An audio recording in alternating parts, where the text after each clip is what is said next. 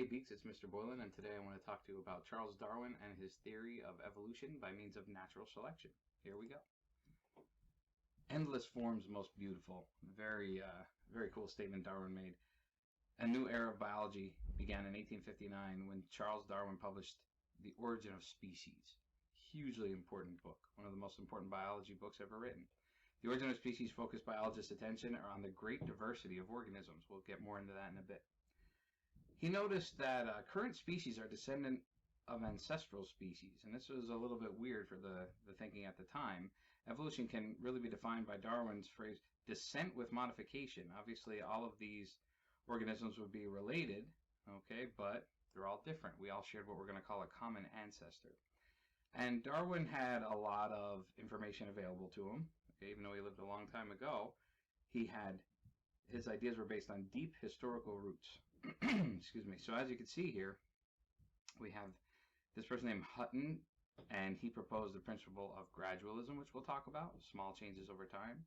Thomas Malthus, he has an essay on population, which got Darwin thinking about other types of populations as well. Lamarck, Jean-Baptiste Lamarck, he has thoughts on acquired characteristics and their inheritance.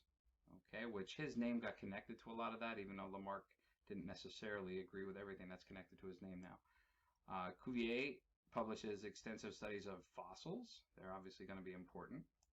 Okay, and Lyell, he has a book on geology that Darwin read, and you might be thinking, wow, this guy is involved in everything. Darwin studied lots of different backgrounds. He did, right? There's a lot of influences on Charles Darwin. And right about here, Darwin takes a trip on Her Majesty's ship Beagle, which we'll talk about. Darwin did publish an essay well before his book came out on descent with modification. And he had a friend, okay, Alfred Russel Wallace, and he had his own ideas about natural selection and how this mechanism might work. And that kind of got Darwin excited to go ahead and quickly publish his work because he had similar ideas for a long time. And we'll talk about why he maybe didn't want to publish earlier than that. So, maybe I should have rated this NC-17 or something. But so we have other ideas, okay, and a classification of species. Aristotle basically had this idea of the great chain of being, right? And it went kind of from minerals right up to man. And it basically said that we're all arranged in a fixed scale of perfection. Okay, so what that means is that it's fixed though, right? So organisms are pretty much what we are, and we don't change. And the Old Testament, which is obviously a very important religious text to a whole lot of people, it holds that species were individually designed by God and therefore perfect. Okay, so if you think about it, this was the thinking of the world at this time. So this wouldn't be an easy thing for Darwin to come out and start saying to people, well, hold on just a second here. Here's what I think is going on, because you're kind of going against a lot of different groups of people by doing that. And don't worry, in today's world, we get it. We're fine with it. But it was a little trickier back then. Okay? So Linnaeus interpreted organismal adaptations as evidence that the Creator had designed each species for a purpose. Okay, so here's a guy talking about, well, maybe, yeah, we can't ignore that there are differences, but I guess there's a purpose behind them. Okay, and he was a founder of taxonomy, basically naming this binomial format of naming organisms, right? So Latin for humans, like Homo sapiens, right? So ideas about change over time, a lot of people in Darwin's age, they didn't think the world was very old at all, okay? But we had evidence that it was older, okay? And it was just slow to come to light, basically, for people to wrap their heads around it. You're already aware that fossils are the remains or traces of organisms from the past. They can be found in sedimentary rock in these layers or strata. So, as you know, the deeper you go into these layers, okay, the more ancient the organisms would be.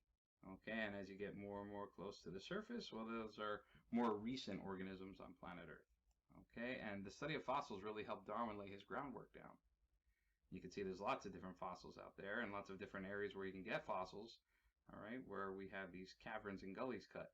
Wow, looks like there's even dragons that used to exist. Crazy. So, paleontology is the study of these fossils and largely developed by Cuvier, and he advocated catastrophism. And what that meant was he thought all these different layers, there had to be some catastrophic or crazy or violent event on the Earth that led to all these different like time frames, okay, of what happened. So he thought basically every layer was a period in history where something else happened, and now the Earth was like this, and then something else happened, now the Earth is like this, and it just keeps going. And that's true to an extent, right?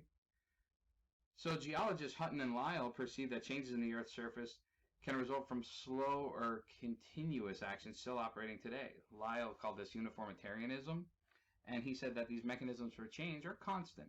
Okay, and this view definitely influenced Darwin, right? Small changes at a constant rate almost happen. Well, let's see. Now Lamarck, and like I said, Lamarck, it's funny because some people make fun of him, and a lot of bio teachers, when you're teaching kids, all you say is, well, Lamarck's an idiot because he thought this could happen, which it's not necessarily true. Lamarck's a pretty smart guy, and a lot of what's attributed to Lamarck wasn't necessarily his thoughts. It's just he got built into this whole system of acquired traits. But let's talk about it.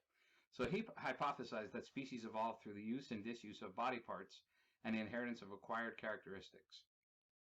The mechanism he proposed are unsupported by evidence. Now, that's not necessarily true. We know, right? We talked about in class epigenetics, right? There are things you can do in your lifetime that actually do get passed down. Most teachers in biology will tell you all about, well, you have germ cells or sex cells and you have somatic cells, right? The somatic cell changes that happen during your lifetime, they theoretically don't get passed on to the next generation. So if I got a sweet tattoo here, a big heart that says mother, I love my mom so much, would my kids be born after I get that? If I created offspring with heart tattoos? No. These are my somatic cells, right? They don't get passed on to my offspring. Now, if I had a mutation in my germ cell, sure, that's different, right? Because that mutation could get passed on. It's heritable change. So basically, epigenetics, though, we really do change our expression patterns of our DNA, and that does get passed on sometimes. So turns out Lamarckian evolution has some validity. But anyway, let's talk about why most people think this is just silly to talk about. For example, here's a giraffe, okay? And as the giraffe stretches its neck higher and higher and higher, the neck stretches. The neck actually elongates throughout the giraffe's life because of need, right? It's driven by need. That's silly, okay? Now, if you spent your entire life reaching for these leaves, right, and your neck got a lot taller, that means that you'll pass that on to your kids, and your kids will automatically have that long neck that you worked so hard to achieve, right? So you pass on traits that you were trying or that you were changing throughout your life. That just seems silly to us today, I hope, but that was a thought, okay, that you could acquire a trait and pass that trait on to your kids. So descent with modification by natural selection explains the adaptations of organisms and the unity and diversity of life. There was other people, okay, out there besides Darwin, and that were thinking that life isn't necessarily set in stone, right? And there were even some people out there that didn't believe in the biblical story of creationism, right? It doesn't mean anything to do with faith and religion, right? It just means that there were people that thought, well, maybe there's more to this story here. And I guess I should take this time to say I happen to be a man of faith. They don't have to be at odds, right? Evolution and your faith don't necessarily have to butt heads. It's just, as a science teacher or a scientist, we study things that are based on nature, on observations and data and things like that. Whereas religion, okay, that's based on faith, right? That's not something quantifiable or measurable by scientific means. So that's why there's such a weird thing going on here in the background. But that's pretty much going away now, right? That's pretty much going away. But back in Darwin's time, this was tough on him, because if everybody, in his social circles, they all go to mass and church, and they all agree with the literal interpretation of religious texts, it was hard for him to really get going here and really say what's happening, because he didn't want to go against society, basically. Okay, but there were other people along with Darwin that actually thought, no, let's just look at the evidence out here. We may be a little different. We might not have all been created perfect or in the image and likeness of God. Maybe there's more to this story. Okay. So Darwin's research as a boy and in adulthood, he always was interested in nature. He actually his parents were very angry. They wanted him to study medicine, no doubt about it. He actually went to study theology at Cambridge, but he was just really into nature, right, in the natural world. So he took when he was pretty young, in his early 20s, he took an unpaid position as a naturalist and a companion to Captain Robert Fitzroy for a 5-year journey on Her Majesty's ship Beagle, right? And he and Fitzroy had some pretty severe arguments apparently, and it was all again over the interpretation of the Bible as far as is that fact or is that faith based, right? So the voyage of the Beagle, and you can read all about this, and there's lots of videos on YouTube and things like that that you can watch about it. But basically, he took this long trip around the world, and as he made this trip, one of the major things that he did was he stopped at the Galapagos Islands, and that's where he collected some species and made some observations that really, really, really got his mind thinking. He also did a lot of reading on this journey, okay, and that helped him formulate his hypotheses as well. Apparently, he experienced an earthquake in Chile, and he observed the uplift of rocks, and he thought, oh man, maybe that's how the world changes. Oh man, maybe the world is a lot older than we originally thought, right? And as he was reading Principles of Geology by Lyell, he said, yeah, the Earth has to be older than what people are thinking. He went to the Galapagos Islands, and the distribution of species around these islands really shocked him. He said, wow, it looks to me like a lot of these species are just like on South America, but they're all different, right? So he started thinking, I wonder if they made it to the islands and then speciation happened. They started to change a bit based on their environment. Okay. And lots of animals and organisms that he looked at there. Blue-footed boobies, pretty cool. And albatrosses, he studied there. Sea lions, he studied. Hawks, he studied. Tortoises. There is a story where one, I forget what it was, a mayor or something like that, or some sort of governor from South America said, hey, you'll know what island you're on based on the tortoises. And Darwin was surprised to hear this. He said, well, what do you mean? This person said, well, you'll know what island you're on because they all have a specific shell type depending on which island. So that's one easy way to tell where you're at. And Darwin thought, well, wait a minute. How does that make sense? Why would they have different shells? They must have changed based on what island they're on. And it got his mind thinking. So really smart guy. Darwin was always thinking. He was always cogitating. Right? Marine iguanas. Darwin hated these things. Apparently he called them the imps of darkness. So not a big fan of marine iguanas, but these things are pretty sweet how they can hang onto those rocks even in the waves. So Darwin's focus on adaptation. In reassessing his observations, he perceived adaptation to the environment and the origin of new species as closely related processes. Okay. So in other words, as you become better suited to your environment, well, that might make you a lot different from the original species population that you came from.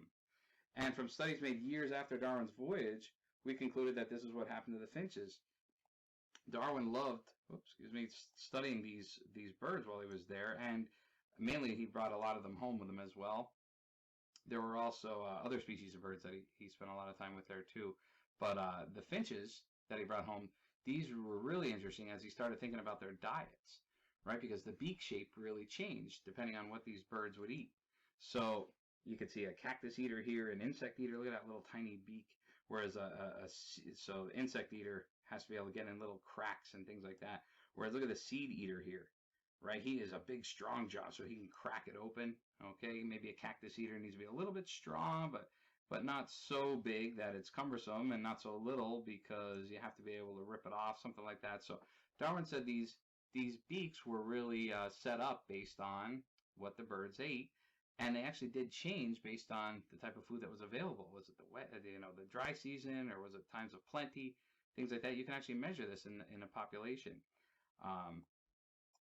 Pennsbury were right across the river from Princeton, right? And Peter and Rosemary Grant actually redid Darwin's study with these finches, a couple decades ago now. But pretty neat stuff. So if you have a chance, go ahead and look up their studies as well.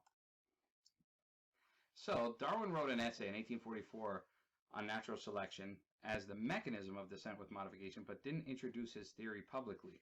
Like we said, he was probably nervous to do so. Okay? And what he got into in this theory is pretty sweet. Okay, maybe not as sweet as that picture of wolves there. Oh, I love wolves. But it's pretty neat because he said, okay, natural selection is a process in which individuals with favorable inherited traits are more likely to survive and reproduce. And I mean, that's pretty much it. If you get that, if you understand that, hey, if you have the best heritable traits inside of you for whatever environment, you're more likely to have kids, survive longer, and then have kids. Sure, there it is. That's natural selection, right? So he had a friend, like I mentioned earlier. It says they're friends. I don't know how close they were, but he received a manuscript from his friend Alfred Russel Wallace, and he had his own thoughts on natural selection, and they were pretty similar to Darwin. So this freaked Darwin out. I mean, here's a guy who spent his life working on these theories, was a little bit nervous to publish. He actually told his wife, hey, if something happens to me, go ahead and publish this, because I'm pretty sure it's right. And now he has somebody else showing him a document, and he's like, oh no, I've been spending years of my life on this. So Darwin quickly went ahead and published On the Origin of Species by Means of Natural Selection. Really cool book, right? And he was nervous. He thought he was going to get excommunicated and things like that from the church. But it actually apparently sold out the day it was released. Everybody went nuts for it. And it explained three broad observations: the unity of life and the diversity of life, and then the match between life and their environment. Okay.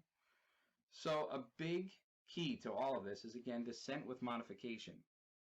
Darwin actually never used the word evolution in the first edition of Origin of Species, right? He just kept saying descent with modification. And that makes sense, right? Because it really purposes what Darwin's book was all about, right? The unity of life perception is what Darwin was trying to hammer home to people. All organisms are related. So this is what we call a phylogenetic tree over here, and we're going to get really good at those soon.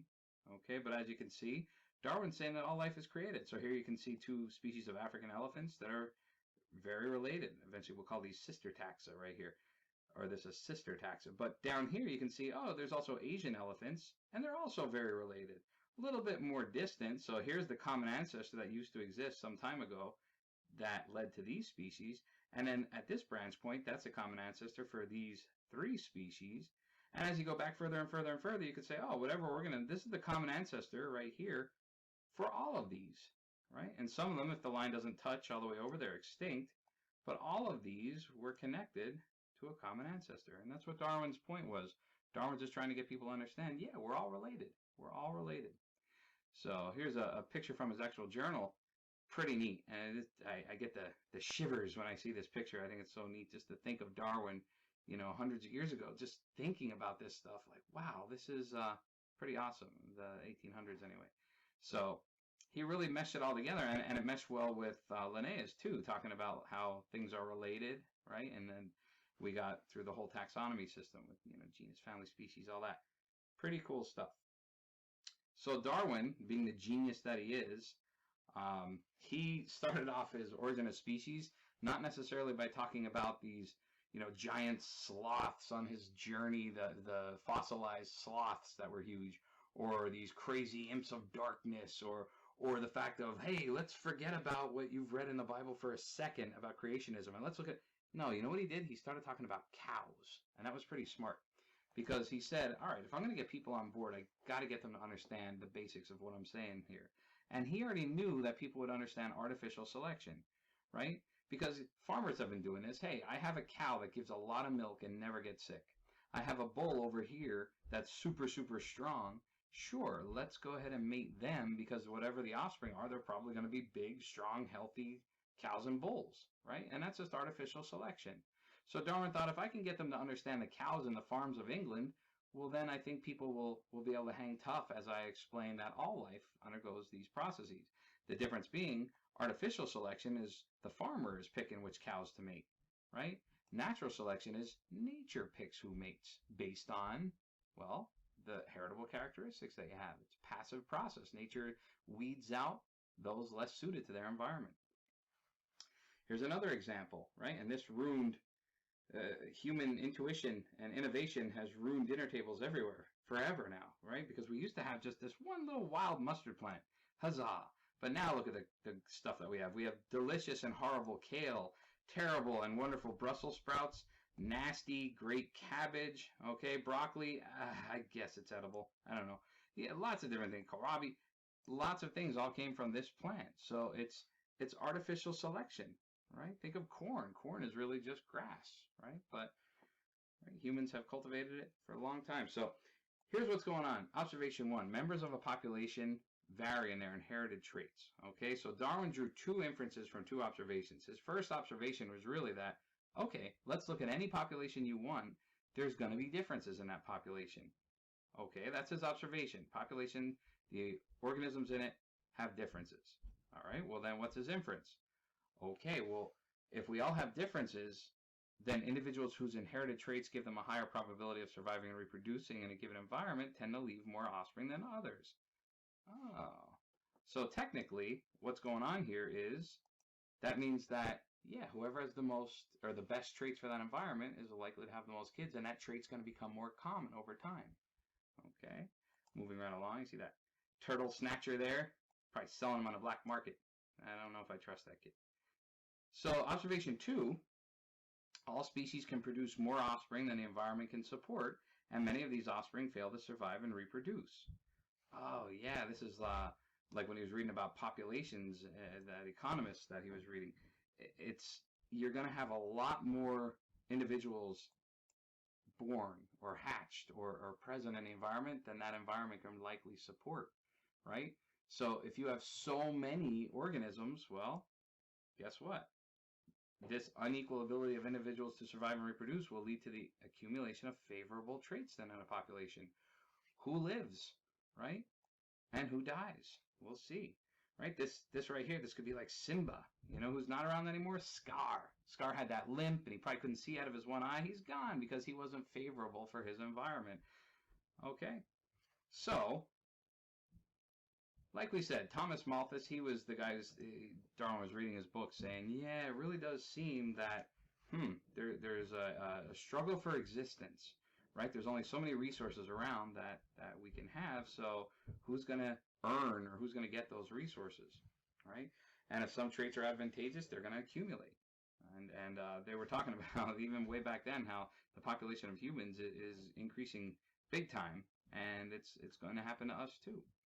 So the process explains the match between organisms and their environment. Here you can see a beautiful Arctic fox, and obviously through mutations and things like that in this population over many years, it's really well suited to living where it lives. Whereas if this guy was around here, we live in Bucks County, Pennsylvania, yeah, no, that's going to stick out very badly, and it's going to have a much harder time sneaking up on prey and probably get shot. So, natural selection, a summary. Individuals with certain heritable characteristics survive and reproduce at higher rates. Natural selection increases the adaptation of organisms to their environment.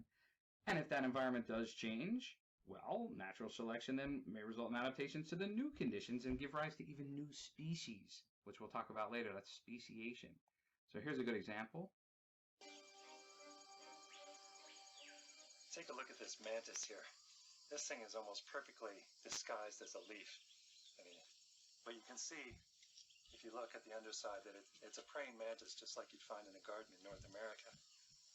But this one is highly modified. Its thorax is flattened out to look like a leaf, and its wings are modified to look like leaves. You can even see the veins. If you imagined a population of mantises, and some looked more like leaves than others, those ones that look like leaves may tend to survive and reproduce more than others. And so a series of modifications could build up over time to result in an almost perfectly leaf-like mantis. But if you put it on a background, in which it doesn't belong, it just sticks out like a sore thumb. And it would almost certainly, where you going there, Bill? It would almost certainly get eaten by something. Okay. So, let's see if I can get rid of this here. So that's pretty cool.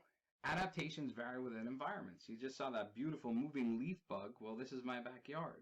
And if you notice here, if you look carefully, here's a praying mantis that's always on my hydrangea. And for some reason, that plant is just loaded with them. This might even be another. I don't think so, though. I feel like that's just a leaf. But anyway, this guy just hangs out on that plant all day. Even when I water it, he just stays still. Whereas, look at this in Malaysia. Well, he looks way different, right? Look at in Borneo, way different. Just like the one that we just saw in that rainforest looks way different. They're all super related, right? They all, of course, share common ancestors, but they're all modified for their environment, right? So let's take a look. One misconception, well, two really in this slide, you have to understand is this: individuals never evolve. Okay, you can't evolve, right? It's impossible. What happens is populations evolve. And what that means is that because you cannot evolve, what does that mean? If you're born lucky with the good traits for your environment, you're going to have more kids, theoretically. You'll survive and reproduce longer. That's evolution. Okay, but you can't just change yourself. So individuals don't evolve, and natural selection only increases or decreases heritable traits that vary in a population. For example, look at this poor beaver here. Okay, he wants a chainsaw arm, right? He's trying to get a chainsaw arm. That doesn't have anything to do with natural selection, right? So now that's what I'm talking about. What if he does have a chainsaw arm? No, that's not natural selection. That doesn't happen. But a beaver that was born with sharper teeth, maybe, or better eyesight, or ability to knock trees down quicker, yeah, that'll get passed on, but not necessarily creating a new trait based on wants or needs or trying, right? Okay, so evolution is supported by an overwhelming amount of scientific evidence, right? And that's what I was saying before. Everybody understands that now. Evolution is super mainstream. It took a couple decades, but pretty much everybody and most major religions, though not all, subscribe to this theory of natural selection. So new discoveries continue to fill the gaps identified by Darwin in the origin of species. Right there you can see the Tiger King. Okay. Two examples provide evidence. So the textbook I use talks a little bit about introducing a plant species to show some evolutionary change, and we'll also talk about drug resistance bacteria, okay, a little bit. So we have these soapberry bugs, and basically they use their beaks to punch it through fruit and eat the seeds. In southern Florida, they have these balloon vines with really big, large fruits. So the bugs that live there have longer beaks, right? And in central Florida, they feed on golden rain trees, which have smaller fruit, so they have shorter beaks. Okay, not beaks like biogeeks like you guys, but beaks on their heads. So in all cases, beak size has evolved in populations that feed on introduced plants with fruits that are smaller or larger than the native fruits were, which we'll see a graph in just a second. So this is evolution by natural selection. Okay, and in Florida, apparently this happened in less than 35 years. It doesn't have to take millions of years for evolution to be quantifiable, which we'll get into as we progress through this unit. Correlation between fruit size and beak size has also been observed in other states, okay, and countries, continents. Crazy. So here you can see what's going on. This is where, in southern Florida, where the fruit was bigger, right? So these bugs needed a longer beak to get in there to the seeds. So here is in a museum average specimen, okay, maybe before these trees were presented, here was the average beak size, but look at in southern Florida, oh, it's gotten bigger. Whereas in central Florida, okay, maybe the fruit that they now mainly feed on is less than what used to be there. Okay, so as you can see, the beak size has gotten smaller. Pretty cool. So it's just one example. You also probably heard of Staphylococcus aureus, right? Commonly found on people. It's all over your skin. It looks gold. That's how it got its name, like aureus, right? One strain, methicillin-resistant Staphylococcus aureus, or MRSA, is certainly a dangerous pathogen. It's all over the place, but it's just hard to get rid of because we don't have a lot of drugs. Why? Because, well, Staph aureus gets resistant pretty quickly. So if you remember Alexander Fleming, he got lucky, right? He was a Scottish doctor, and back in World War I time, he was realizing that people were dying of not necessarily getting hurt in the war, but their wounds festering over time. He's thinking, how can I help this? So he actually mistakenly kind of stumbled into penicillin and found out that different molds can fight off bacteria. And it's a really cool story if you have a chance to look up Alexander Fleming and the discovery of penicillin. But look at this. Staph aureus became resistant to penicillin basically 2 years after it was widely prescribed. That's crazy. And now, obviously, that was years later when we started using penicillin like crazy. And Staph aureus became resistant to methicillin in 1961, 2 years after that was widely used. So yeah, this is a superbug, right? It mutates, it changes very quickly, and that's the danger of using these antibiotics, which is why we probably shouldn't use antibiotics nearly as often as we do. They should have been like a last line of defense, not something that we throw in, every spray and hand soap and wipe and things like that. No. We don't need that. So It works by inhibiting a protein used by bacteria in their cell walls. Remember, when we were staining those peptidoglycan layers. MRSA bacteria use a different protein in their cell walls, and when exposed to methicillin, those strains that have this are more likely to survive in that environment and reproduce and leave more kids. Thus, we create these populations of superbugs, right? Based on the changing environment. Us adding toxic poisons to these bacteria change their environment, and all of a sudden, who's most fit, right? Evolutionary fitness is the ability to survive and reproduce. Okay, so who's most fit would be the ones that are resistant to whatever drug. Okay, and MRSA strains are now resistant to many, many antibiotics. So it's still called MRSA, but boy, oh boy, is it tough to get rid of sometimes. Natural selection doesn't create new traits, like we said, but it edits traits that are already there, and it's still working today, not necessarily as fast or as well as it should be. Okay, scary, scary, scary. But the local environment determines which traits will be selected for or selected against. Okay, now obviously I have this picture here to be funny, but one thing that's kind of goofy is talking about humans. Okay, our goal is to help each other, and our goal is to be a good human, and hopefully we're a little special compared to other animals. Maybe not, who knows.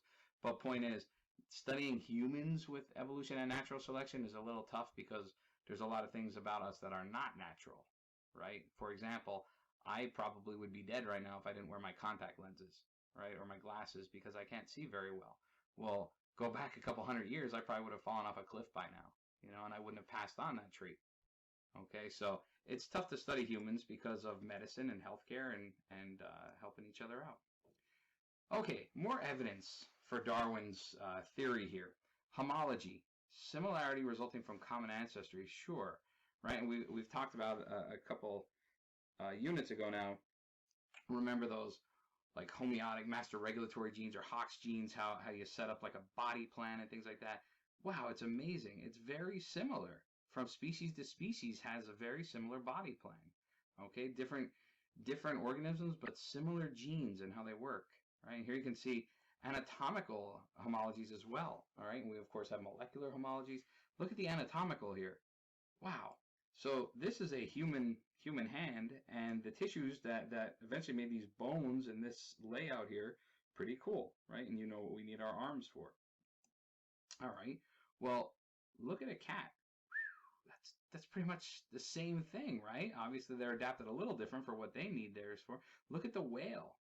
It's the same thing. You can see the digits are the same.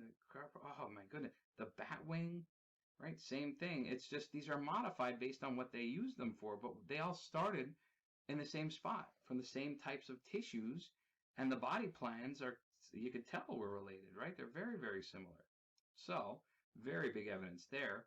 Comparative embryology, I mean, get ready. If you haven't seen this before, oh boy, it's nutty. Okay, so take a look. Homologies aren't necessarily visible in adult organisms, but let's go back and look here at embryos. Here's a chick embryo, and here's a human embryo. I mean, obviously, we're way better looking than a chick. I mean, look how handsome or pretty. I can't tell. But point is, yeah, look, we're very, very, very, very similar in our development. Okay, take a look at this. Now, if you look at the bottom, okay, down here, you could say, well, of course, Mr. Boylan, look at how different we all are. This is obviously a human. All right, this is obviously Peppa. And if you go over here, yeah, okay, we got birds, and here's a turtle. And okay, sure. Let's look at the top line. Whoa. We're all pretty much fish bait, right? Fish lures. It's crazy. We all look very similar to each other, and that's probably because, yeah, we're all descended from the same common ancestors, right? Chordata, anything with a spinal cord probably does this very similarly. Right? Pretty neat. So what are some other pieces of evidence for Darwin and his theory here? Vestigial structures. They're remnants or features that served important functions in the organism's ancestors, right? For example, look at our coccyx here. We have a tailbone, but we don't have a tail anymore. And actually, sometimes this causes more harm than good. It gets a little out of whack. They're out of line. Whales that have hip bones, like, the whales used to be terrestrial. They used to walk around, right? So that's kind of interesting that they would still have those. And here you can see this little guy here, this reptile, does not use its legs. It moves like a snake, but it didn't lose the legs all the way yet. So those are now vestigial. Okay. And some people have other thoughts on vestigial organs, for example, like the appendix in a human, or the tonsils in a human. Those actually do serve purposes still, but yeah, they're probably leftovers, okay, from something we used to be a long time ago, our ancestors used to be, but they still do serve a purpose inside of us. But vestigial structures, again, remnants of features that served important functions in our ancestors. Remember doing this? So we did our blast activity here, and in class we looked at the difference in the beta globin chain of hemoglobin, and what we found out was, okay, if you remember the yellow, this was an exon. Okay, so that was part of the genetic code that would be copied to RNA and actually leave the nucleus, whereas the unshaded, okay, the clear, that is an intron, and that stayed in the nucleus. So this was spliced out, okay, and taken out, or cut out. The red are the mutations, and if you remember, we had just one mutation. This only shows a very small part of the beta hemoglobin gene, the sequencing. And we only had one mutation inside of the exon. Well, we had lots of mutations. Mutation meaning us versus a chimp. There was only one difference between us and a chimp inside of the exon. But in the intron, there were lots of changes because, well, who cares? As long as the splice sites didn't mutate, you're still going to cut out all those introns so they don't change anything. I mean, when I look at this, I almost get a tear in my eye. It's so beautiful. Look at how similar we are to a chimp, right? And of course, they're our closest non-human relatives. So pretty crazy stuff right there. Okay, and that's again called a blast, B-L-A-S-T, and you can look that up if you don't know what those are all about. Okay, and now again, I told you we'll get into this soon in our bio class, but homologies and tree thinking, evolutionary trees are basically hypotheses about relationships. Okay, and homologies form nested patterns in evolutionary trees, so they're not all that bad once you get your head wrapped around them, but these can be pretty tricky to make them and figure out where all the common ancestors are, and we have gaps in certain records and things like that, so we'll really get into this. But again, Darwin was way out ahead of the curve with this too. He knew that, yep, in some warm little pond somewhere life began, right? And that life blossomed into everything we see now, endless forms most beautiful. All right, so here's an example of an evolutionary tree again, and like you can see, all of these branch points right here represent a common ancestor that became different organisms, right? So this is the common ancestor for the entire tree. Pretty neat. And in this case, you could put characteristics that came here. So for example, number 5 here, crocodiles, ostriches, hawks, and birds. Okay, these are basically all birds here. It's kind of weird, or reptiles actually. Birds are basically reptiles. But what you can see here is, oh, okay, feathers showed up here. Well, we can't put that in a crocodile, so let's put that here. And, oh, ostriches and hawks must be more related because they both contain this feature, whereas crocodiles don't. Okay. So think about, why is this crocodile here, whereas lizards and snakes are up here? What makes this organism so different? Think about what you could put on that line right there, right? That would make a crocodile not like lizards and snakes. Okay, and what you could say is, oh, their common ancestor was further back, right? Existed on Earth longer ago. And every one of these is a hypothesis. We don't know for sure. We didn't have cameras set up in old Earth, but scientists are pretty sharp, and we're making a lot of hypotheses based on the evidence that we do find, including, like we just said with the blast, right? Anatomical and DNA sequence data, right? That's really cool. Okay, there's also convergent evolution. This is the evolution of similar or analogous features in distantly related groups. Okay, so all this means is that these traits arise when groups independently adapt to similar environments, right? So here you can see a sugar glider from Australia and a flying squirrel from North America. Yeah, they look pretty darn similar, don't they? But it's just because their environments were similar. Okay, these don't necessarily have to be super closely related. Of course they are related, but this ability to glide, to jump off of a tree branch and glide to the next one, okay, that didn't necessarily happen at the same time and then they branched off and went to different areas of the world. No, this could have happened separately, okay, and that's called convergent evolution. A good example is wings, right? It does not really help us with ancestry because wings are wings. You have to fly, right? You can talk about pterodactyls or bats, dragonflies, birds, or during Notre Dame games as we sit back and enjoy our chicken wings. Very good. But point is, convergent evolution, these things all evolved or separately, right? These are adaptations that happen in similar environments, okay? Fossil record, huge for Darwin. The fact that he had these fossils, it shows evidence, right? And it really helped him to get people understanding how old the world was too. So fossils, very, very, very important.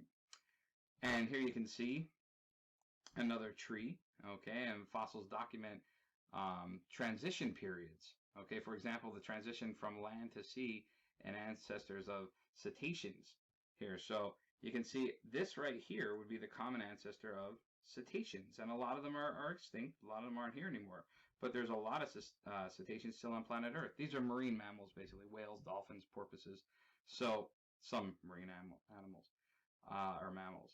So again, without fossils, this would have been very tough to do, and this could be wrong. You know, kids in 20 years might have a different textbook, and by then scientists might find other fossils that fill in more gaps of our knowledge, and this tree might change even more. But right now, this is the hypothesis that this organism, whatever this is right here, is a common ancestor, lived on planet Earth, and excuse me, everything came from that, okay, in this section of our tree.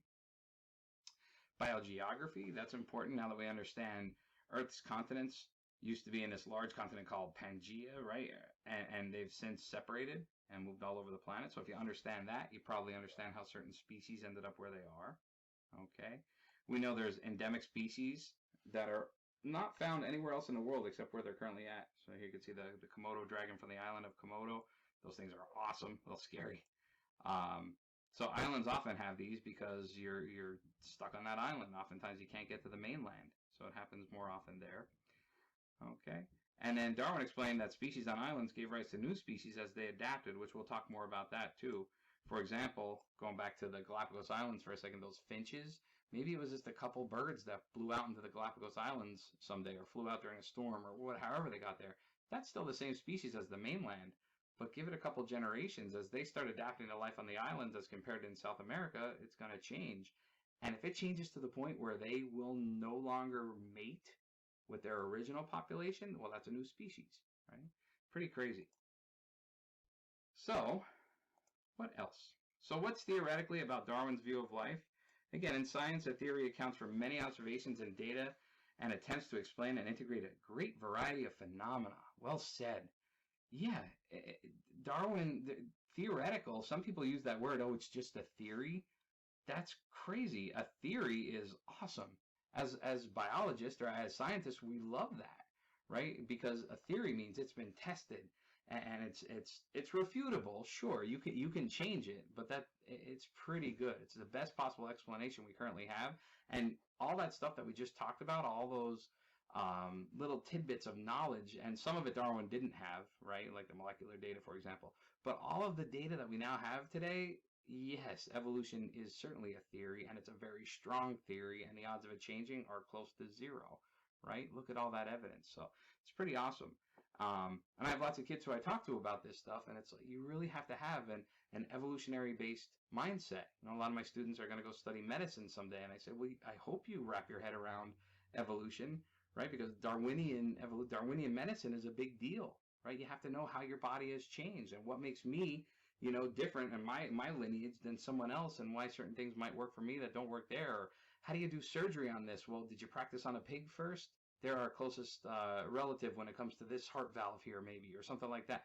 Well, sure, right? So this is really important, and understanding evolution and basically accepting the fact that, oh yeah, this seems to be the way it is pretty important for all facets of life science. Evolution is the backbone of biology, right? So Darwin's theory of evolution by natural selection integrates diverse areas of biological study, but it also stimulates research, right? Now that we know so much more about evolution, think of all the stuff we're out there doing. And these are some labs that we complete in our biotech unit here. But you can see we do transformation. Okay, remember the bacteria? Yeah, they're different. If you introduced an antibiotic resistant plasmid, well, those are going to be best suited for their environment and grow longer. We talked about viral DNA, okay, and cutting it up via restriction enzymes. Well, what are restriction enzymes? Those are little things that existed in these bacteria so that the viral DNA couldn't really harm them as much. That took a long time probably for that to show up. Thank goodness somebody in the population had it and passed it on. We talked about microarrays, right? And how all of us have different heritable variation with our genomes, okay? And because of that, you can see and help people with different types of cancer and things. You can look at gene expression patterns across a huge field of people, right? And a whole bunch of different genes at the same time. So the research and things that have been going on, all thanks to our understanding of evolution, is amazing. It's absolutely amazing. So all of this, because of this one good-looking dude staring at us right now, all because of his amazing mind, right? One of my favorite statements is chance favors the mind that is prepared, and that was Darwin. A lot of us would have seen some of the observations that he's seen, right? And we might have said, huh, but Darwin didn't. Darwin really thought about it and thought, well, why is this the case? And he wrote down a lot of stuff, and he collected specimens, right? And he had the courage to talk about it even when he was nervous about doing so. Darwin changed the world all because of his thoughts on how life changed, right? And he said, well, if life started in this warm little pond and now it became these endless forms most beautiful, that's all because of descent with modification, right? We're all related, and natural selection is the means by which this happens. Okay, so I hope that that made sense to you, and I will speak with you soon.